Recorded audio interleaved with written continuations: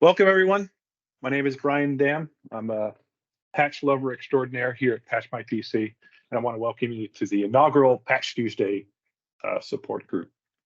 I say inaugural because we kind of hope to do this more often, but that all depends on how train wrecky this is going to be, but that's a bell curve, right? We'll be somewhere in the middle, is my guess.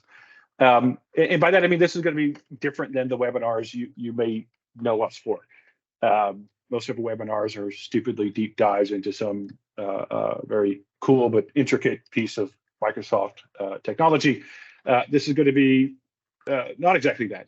We hope to be a little shorter, sweeter, succinct, and cover kind of a broader set of topics with enough detail for you to go dive into later, right? So, we're aiming for 25 to 30 minutes here, and we hope to be mildly entertaining. And to that end, we're going to try to avoid going down super deep rabbit holes. At the end, we'll stay around and we'll answer any questions that people want to ask, but we'll probably shove that towards the end. So with that said, I'm joined here by my esteemed colleagues, Jordan and Andrew. And they are going to, Jordan will be presenting us with a bunch of information regarding patches that have come out here in Patch Tuesday, but also third-party patches. And Andrew is going to show us an excellent demo. For reasons that I do not understand, Jake from State Farm has joined us today. Jake is going to monitor the chat for quality heckling material. So we're not using the QA, but if you want Jake to heckle us, go ahead and put something pithy in the chat, and he'll make sure that we get interrupted with that super awesome content. Lastly, before we dive right into it, we are doing a giveaway here. This is for an MMS Miami ticket and hotel. The sign up should be pasted in chat if Jake does his job. That sign up is going to be available for roughly an hour and a half till 10:30 Mountain Time, I think. Time zones, I can't do them, so I don't know how that exactly works, but 10:30 Mountain Time is what I'm told. The page itself that Jake successfully managed to paste into the chat we'll list the winner, and then we will also reach out and email that winner. So I think that's all the preamble. We're going to dive right into it. Jordan's going to take over here, and what Jordan's going to talk to us about is all the wonderful patches that Microsoft and third-party vendors have released in the last month or so. So take it away, Jordan. Fantastic. Thank you, Mr. Brian.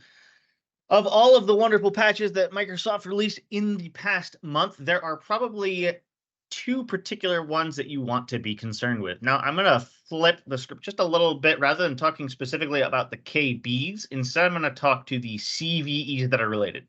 The reason for this is because if you are familiar with how Defender works in the MSRC threat portal, you actually go there, take these two CVE numbers, put them in, and it will give you the KB IDs and the patches for all of them, and they spread across a broad number of different products. The two CVEs I think that are important that we should take a look at this month are one, CVE 2023 36802. I'm going to go ahead and grab the link for that real quick here, and I'm going to put that in the chat for everybody.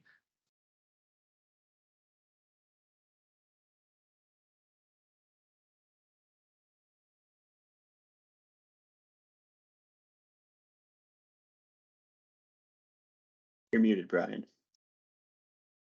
This particular one here is a methodology in which an attacker can leverage the service proxy in order to gain an escalation of privilege to the system role on a machine.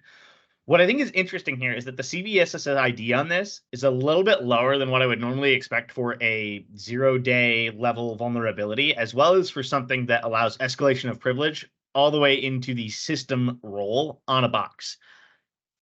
Effectively, the scope of impact on this is across Windows 10, Windows 11, Server 2019, and Server 2022. We haven't this, and the reason why I've picked this one out of all of the different patches, even though it is a lower score, there has already been active proof of exploitability out there in the wild. So I would go ahead. Was that any service, like literally any Windows service, or was it a specific set of Windows services? So what it is it's actually using there's a file that is attached to the Stream platform that is a DLL exe on the box, basically, that allows an exploitation to gain system permissions. So if you actually go down, there's an article inside of the link there. If you actually link out to one of the KBs, if you want to go deep down into it, it'll actually reference out there's a specific binary that essentially people are leveraging in order to gain access to system, and they can then become a system user on the box. The impacted machines and impacted operating system for that are Windows 10, Windows 11, Server 2019, and Server 22. That does include Core for a couple of those as well, as an important side note. So normally Core a lot of the time is free from things like that, just due to the fact that it doesn't have a GUI, though it doesn't have those components. Because of the fact that it is a subcomponent for Stream underneath it, that binary is included in it, and so it does need to make sure that you get the new update for it. That should be covered in your cumulative updates for the month. The other one, but not 2016, oddly enough, 2016 is not included in the list of impacted updates for it, which is bizarre to me. CVE 2023-36761. Again, that's 2023-36761. I'm gonna go ahead and put that. Are we playing bingo here? I know, right? Certainly feels that way. Sometimes that is the way it is with patching. You kind of look for what you got in your organization in terms of what's impacted, what's not impacted, and you check the scores. You win vulnerability bingo. If you have Windows 7 in your environment, you automatically win vulnerability bingo every single month. If you have that's how XP, we should do giveaways. That's how we should. You don't even bother showing up. You just win. I'm on good old Millennium Edition. Am I safe? Probably. You're fully patched. Okay. Good news, you're fully patched. Bad news, you're fully patched. Also true. So 36761, this is basically a vulnerability within Office versions, and it impacts all supported Office versions. Again, this one was one that had a lower risk score, but is currently tracked with an exploited vulnerability in the wild. Effectively, attackers can leverage the preview pane to disclose NTLM hashes on the box, which then means if you are, in that wonderful type of environment with on-prem, that you've got all kinds of nastiness going back and forth in between your machines. Again, this is an Office patch, and it is mostly in Microsoft Word is where they are currently seeing the most utilization around it. And it is impacting all of the supported versions of Office, including some older versions of Office as well. So update any of you who are running Office, please to update Office as quickly as you possibly can. All right, let's go ahead and jump on over. That was basically everything. There were a couple other critical patches that were marked there, but of those critical patches or of those critical CVEs that are out there, they didn't have any active exploits. And so I didn't think they're important, sure, but they're not like, oh my goodness, everything is awful. People are actively exploiting this in environments. Over the last month, let's talk third-party updates. So we're going to go ahead and take a look at everything that PatchMyPC has released. I've heard that they release some third-party updates pretty regularly. Over the past month, PatchMyPC has helped customers by releasing 2,108 new updates in the past month. That is 2,108 new updates. Of those updates, 143 of them were critical updates with security CVEs inside of them. Firefox, sorry. 310 of those were important updates. 10 were low. 1,583 were moderate. Now, of all of those updates, 335 of them included unique CVEs across the board. Of those, there were 143 critical updates. The majority of the critical updates came about from CVE 2023-4683.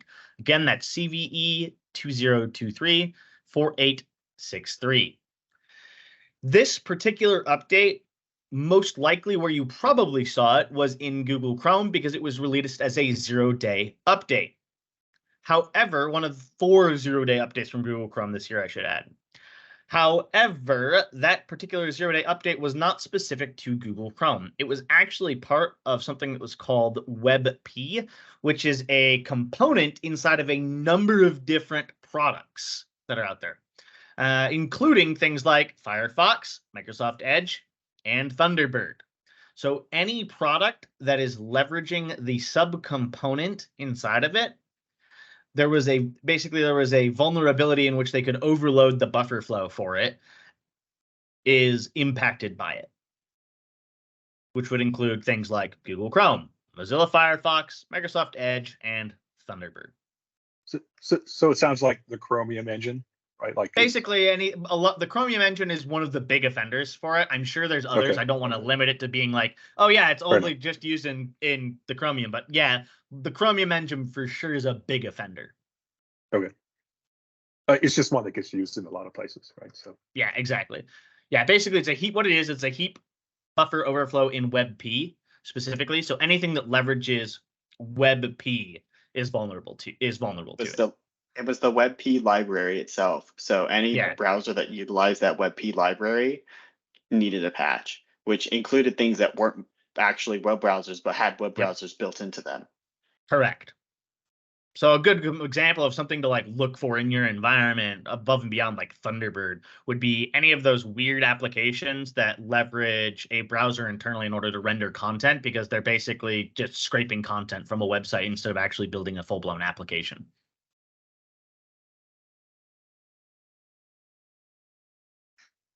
Cool. Back to you, Mr. Brian. That concludes all of the major critical things that I wanted to touch on for both third party as well as just kind of the massive number of patches that are out there. well, thanks, Jared. All right, what I want to talk about is just some general, if I can figure out how to share. It's the in leave Teams. button, right, Brian? Jeez. Yeah, Yeah. you guys have to know that we were doing a brief demo and I managed to leave this meeting. So what I want to spend just a few minutes is going over some of the more interesting tidbits of news that we've collected over the last couple of months. These are just things that we think you should kind of be aware of, and if anything are particularly concerning to you, go ahead and dive deep. The first one that we definitely knew we wanted to mark down is we apparently found out that Microsoft only has 3 staff in their Australian data center, which is just kind of chuckle worthy. They had a set of kind of a cascading set of failures, and they just ran out of the people that were capable of fixing them, and that basically took that whole entire data center offline for quite some time. Hey, Brian, can you took some actually hardware. do a copy of that link and throw it in the chat for everyone too? That is a lot of work. That's a lot of work, Jake. But Well, sure, we appreciate sure. the effort that you put in, Brian. Sure. There you go. I'll go ahead and do that for you, Jacob. Thank you. Because Google won't work for you, apparently. Yeah, I love you, man.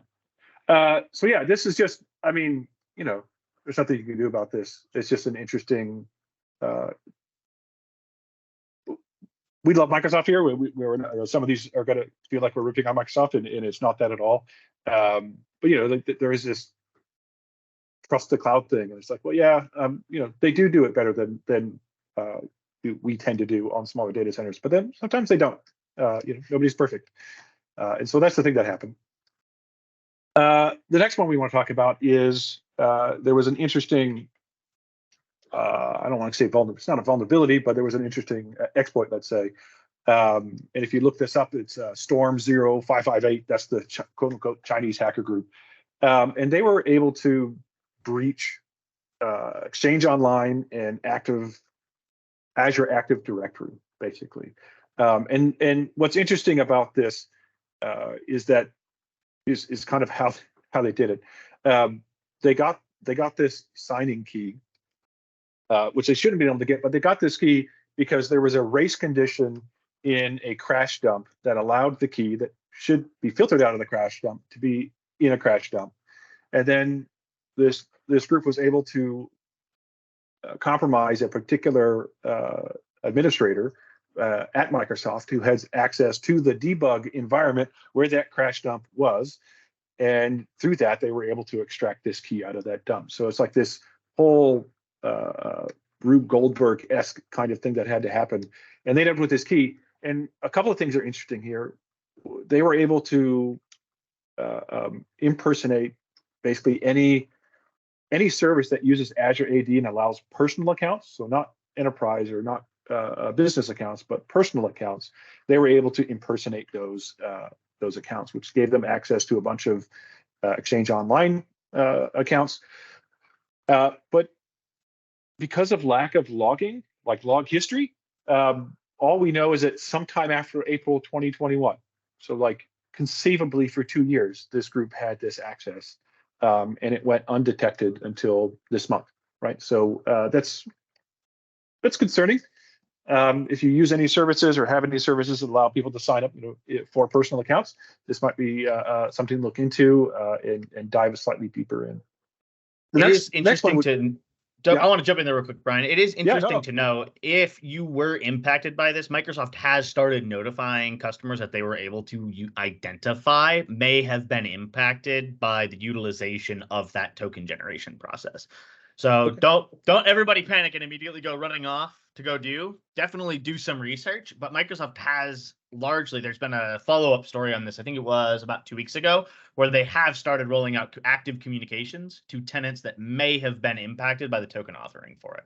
Yeah, and they immediately killed all the keys, like all the keys that relied on that. They immediately just destroyed them and started from scratch. So, like this is less of an ongoing thing. They fixed the problem, but the concern is it was a problem for a very unknown and possibly long amount of time, and so be aware.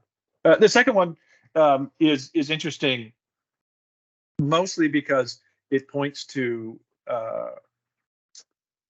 a switch. We're all used to phishing attacks via email, right? So here at Patch My PC, Jordan runs our security department, and every once in a while we have to go through this training, and we've all been through trainings on how to identify a phishing email. And we could argue about how successful those programs are, but it's a thing. We're all aware of them. Maybe because of that, or just because of the world we live in, attackers have started pivoting towards teams, right? So if you are federated or whatnot, you can reach out to people on teams outside of your organization, and attackers have started pivoting to that. And in particular, there was a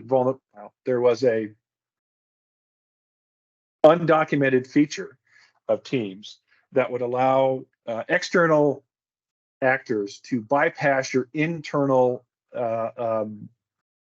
restrictions on external files being sent. So basically, they could an external person could reach out to you over Teams and send you a file, even though your company policy says they should not be able to.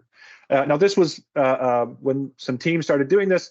Microsoft was made aware, and their response was, a shade of that's by design, right? We don't believe that this is an actual vulnerability. Well, then the Russian intelligence or counterintelligence, whatever, the Russians got involved and started doing the same thing, and Microsoft, for some reason, changed their tune very, very quickly, and they started rolling out updates to prevent that kind of exploit. So that's good news, but it's interesting to think that people are going to switch now from email to Teams or just other, whatever. I'm sure this could happen on Slack and other platforms as well. So it's interesting to me because of that, because it's a switch from email to Teams. And honestly, it's somewhat easy to pick out. Well, it's not easy. That's the problem.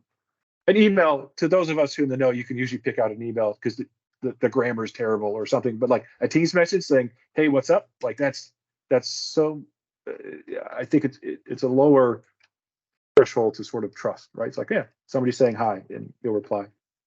And what's interesting, I want to tag in on a little bit on that too, Brian, because I think there's something that's interesting there that as a community we have to start to get aware of is that the level of social engineering is going to just grow exponentially probably over the next year with AI in particular. Not to throw the buzzword of AI out there that everybody is probably sick and tired of hearing of by now.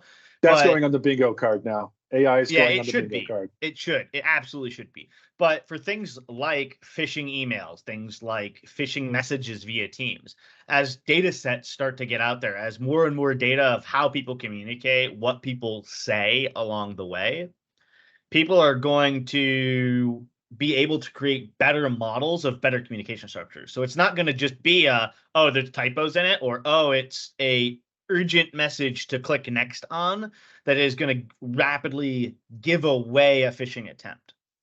I've seen and started to hear some new deep fakes of voices, of communication style pulled from emails, pulled from LinkedIn blog posts, where people have actually pulled out and fed LinkedIn writing styles from LinkedIn and from Twitter on people and personas on there, and then have allowed the language models to build models on how that person would send a communication for a company. And have then started to try to leverage that for phishing to make it more real and more believable. So we are going to continue to see it spike just across the whole and how that works. I always Probably love being your socially engineered. I love your unending optimism, Jordan. Thanks. For Yeah, no problem. Thanks for Happy making to bring us despair back to the table. It could Thanks for always be making worse, us feel right? Exactly. Thanks for making It's us fine. feel just that little bit better about our lives. We all be replaced by AI very soon.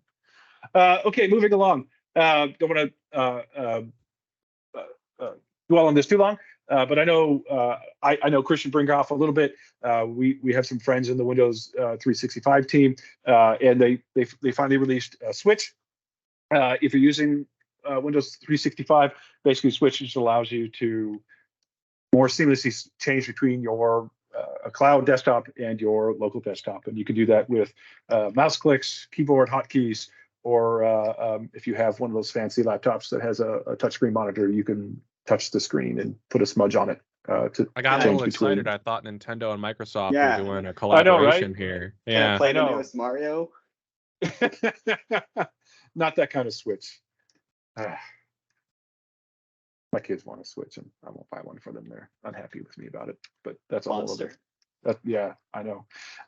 Moving on, another one, remote help for Android is coming to public preview soon. I'm actually kind of confused about this one because I thought they said that this was already a thing, but if you're using Intune's remote help, they are rolling out the ability to remote control into Android devices. And again, I kind of thought that they had already done this, but I guess not, because it's August 9 and they're talking about it. So one of the interesting things about this part is it works for unattended devices. So you might think, well, Android, okay, well, why does that matter? Am I going to unattended remote into somebody's phone? But there's a lot of use cases outside of phones that I see for Android within larger organizations. My last kind of big org that I did system administration for, we had a whole bunch of Android devices in our, or we were going that way for handheld devices in the warehouse and kiosks around. Like instead of having a PC and a monitor, why not just put a big tablet and they're running Android? And so super useful to have a remote help tool that will allow you to unattendedly connect to that and do the things you got to do. Moving along is Microsoft Connected Cache. If you are an Intune shop, you've probably given up on Microsoft Connected Cache. If you're not familiar with Microsoft Connected Caches, it is intended to be sort of your on-prem repository for delivery optimization content. And so the idea is, if you're familiar with Config Manager, we had distribution points, and today that's the only supported scenario for Microsoft Connected Cache. Is you have Config Manager, and you can enable those to be Microsoft Connected Cache, and your Intune clients could now pull from an on-prem resource that's cached the data, and they can pull it over your LAN instead of across your internet connection. We have long waited for a standalone version of that. That is not being released yet, but they are releasing an ISP version of it. And so, which is strange to me, but that's the way they went, that your ISP could actually host Microsoft Connected Cache, and all of the customers of that ISP could then share that data. That's interesting. It is interesting for me mostly in that Microsoft Connected Cache isn't dead, and a lot of us I think have presumed it has, and it's not going to come out. They've called the standalone version Microsoft Connected Cache for enterprises, and I have seen a demo of that. And so I guess my message here is it's not dead yet until it is. Do you know, Brian, does that require you to have Config Manager in the environment, or can that be standalone? So the ISP has nothing to do with you today. So today that is the situation. You cannot use Connected Cache outside of Config Manager. That is the problem for any organization that wants to go full Intune, and yet also wants to have some control of their on-prem content flow. So what that blog was talking about is for ISPs, which none of you, unless you work for an ISP, can do squat about. But they are going to release, but they keep promising that standalone, that version you asked for, Jake. They keep promising that, but they've done that for like 2-3 years maybe at this point. Yeah. And so that's why I bring it up, not because like there's anything you can do about it. It's ISPs. If one of your ISPs is doing that, great, you get lucky. But it means that there is often, when I think about Microsoft technologies, I'm always trying to think about the team behind it, and is it's like I love WSUS, but and I know the project manager for WSUS, but there's no team behind it, right? So it's like it's dead, right? That technology is dead because there's no team behind it. And so so we've been waiting for years for this thing, and this is slight reason to be hopeful, because apparently there's a team that's working on this and got this out to ISPs, and that gives us a glimmer of hope that we'll see the standalone version that we can all go install outside of config management. Well, correct me if I'm wrong, Brian, what you said right there. I thought WSUS did have a team now. It didn't for a while, but I thought it now has some people behind it. It has had a project manager for a long time. Maybe there's an actual dedicated resources, but I would love to meet them. I gotcha. That way. Maybe I'm wrong. I'd love to meet them if they exist. Moving along, one of the other things that Microsoft released in a recent Intune, I think in July, the July release is on-demand remediation. So we had for a while remediation scripts, and you could trigger those scripts, but now you can one-off those things on a single device. And here's just an interesting that gives a bunch of interesting ideas, things you could do. And here, Damien has created a solution for, hey, you can grab all the logs for a particular device and send them up to SharePoint or Teams. And so I just found that to be an interesting and novel use for that on-demand remediation. Because I understood what they were doing there with the on-demand remediation, and I was trying to think of use cases like, well, wouldn't you want it to be on, what are the scenarios where you'd want to, on a single device, do this automatic remediation versus just running a particular script and okay, like this kind of works for me. It's an interesting use case of that new functionality. Lastly, not lastly, but Microsoft has released uninstall apps for Company Portal. This has been a long ask. I remember last year we were in Workplace Ninja, and Rami, I think it was like, we're gonna make uninstall come, and it'll probably take a year. And to her credit, it's taken basically exactly a year. Workplace Ninja is upon us next week. So we have that now. You can go, and if you do some searching, you have to actually go enable this on a per app basis.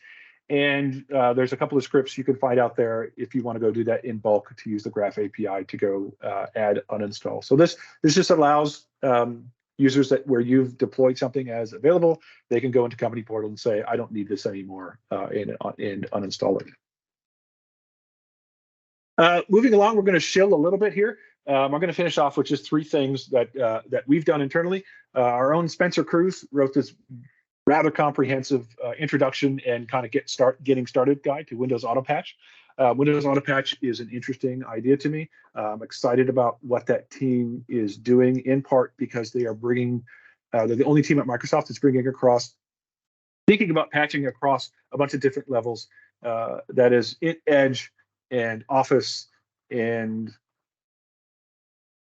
Teams, and as well as Windows, right? This is the only team that's doing all of those things. So this is worth a read if you are thinking about auto patch and want to understand what the ROI there is for you, and how you might get your feet wet. Spencer wrote a wonderful little blog here on doing exactly that, and I don't know if I pasted it, so I'll do it twice. Lastly, this is one I wrote, and it's come up, and it's still kind of I'm still talking to some people about this, even though a month or two later. If you're having difficulty after July's cumulative updates, you would really notice this in August. But if patches are not appearing as in Software Center or Config Manager, you may want to deep dive into this. basically dual scan kind of is alive again, even though it's dead. And there's a particular scenario where if you are setting Windows Update for Business deferrals, you might find yourself not receiving updates. And that's probably not cool, and you probably don't want that. So go ahead and if you think you're impacted, go ahead and dig deep. And I'm going to finish off on something that's kind of personal to us. We tend not to talk about competitors, but we did have kind of an unpleasant experience with one of our competitors, Avanti. And in short, they sued us. They messed around and they found out, and we thankfully won. We won. Some of our customers were aware of that process. It's public. You can search, and a lot of it's a court case, so the documents are public, and people have asked us about it, and so we just wrote this brief blog post about that situation and how we are very happy that it's resolved and we can all move on with our lives. So you want to drop that one on the chat as well, Brian? Oh, geez, man. Yes, I can copy. Appreciate you so much, buddy. Can copy and paste. Thank you, Jake. Thank you. Thank you, Jake, so much. So with that, Absolutely. I'll shut up.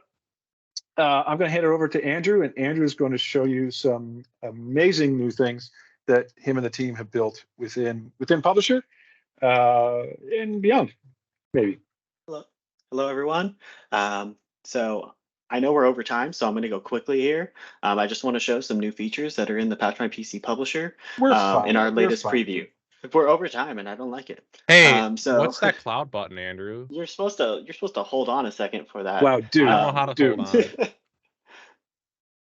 So anyway, we do have something called custom apps coming up. I'm giving a short preview. I'm not going to go through the whole feature, but we are working on it. I know people have been asking for it for a very long time. So we do have a cloud button that you can connect to in your environment.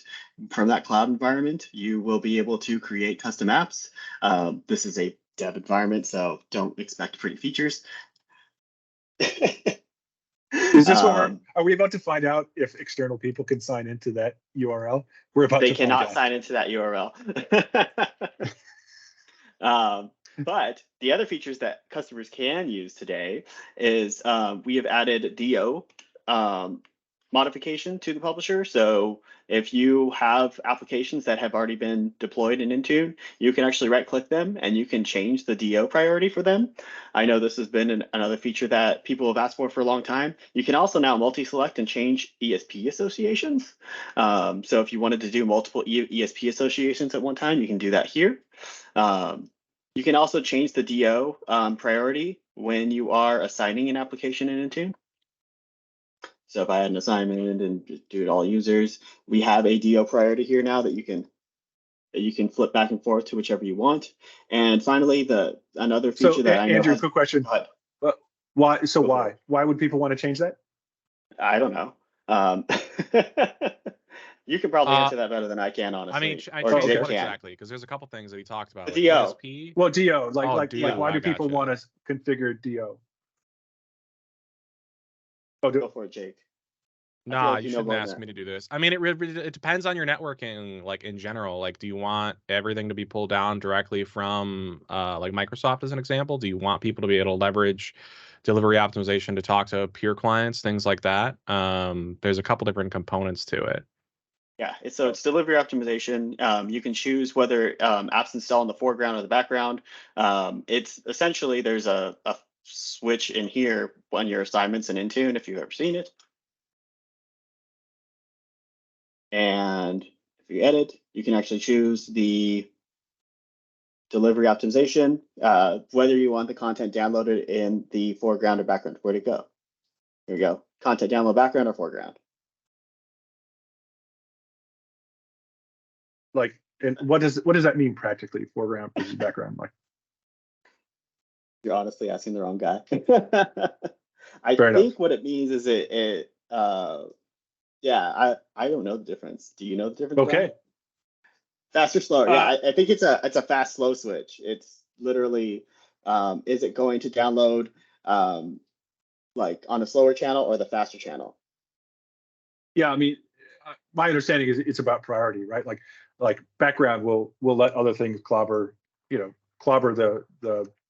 the connection, as where foreground will sort of will get it as do fast the as thing now. Yeah, that's my understanding. Straight from And Jake- Google, foreground jobs is when a user starts a job, for AI. example, by installing an application Yeah. from the Microsoft Store. Background jobs are, for example, when Windows decides to update an application. Are we back Thank to you. AI replacing us all? I think we're back to Yep. replacing us. Yep. It's 20% there what you is- know and 80% what Google tells you, Brian. Someone just asked if custom apps is available for Config Manager. It's also available for Config Manager. Hashtag coming soon. Coming Trademark. soon. Keep an eye on the space, as people say. The other big feature that I want to talk about, this is in the preview release right now as well, is, and this one has been asked for a very long time, you can right click now and choose publish this product during the next manual sync. This is a selective sync option. So if you have a product that you only want to sync that product for this sync, you can right click and choose sync selective sync for that product. When you go to the sync schedule tab and hit go, it'll say, hey, I'm only going to use this product. And it will totally just sync that one product.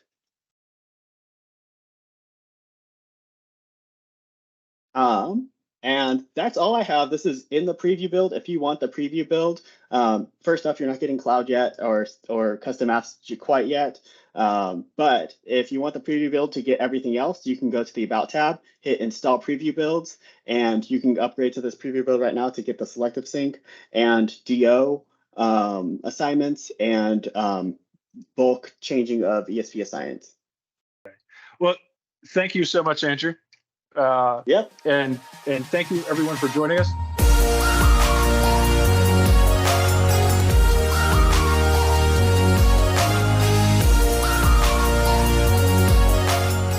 Now, what And does that's the it for me. OK button do, Andrew? I'm kind of curious. Stop.